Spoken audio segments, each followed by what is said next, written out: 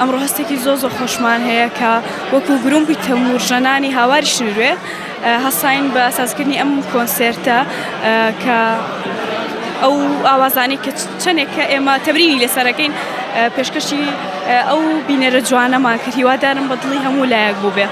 بەڕێزە چەند ساڵە ئامێری تەمبورە دەژەنیت؟ من 10 ساڵە ئامێری تەمبور ئەژەنم، لەلایەن مامۆستا شەماڵەوە فێرکراوم. 10 ساڵە ئێمە خەریکی تەمرینین، ئەو بەخۆبەخشانە ئێمە فێرەکات. چ چێژێک دەبینی لە ئامێرەکەی خۆت؟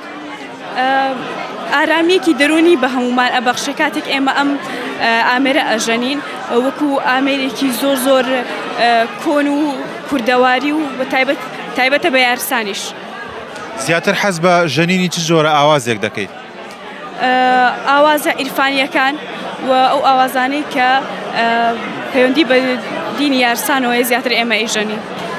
چ جیاوازیەک دەبینی لە نێوان ژەنینی ئاوازی کوردی و ئاوازەکانی دیکە؟ ئاوازی کوردی و مەبەست ئاوازی کوردی وی شوێنی کەیە هی دەرەوەی وڵات و مەبەست ئەمانەیە.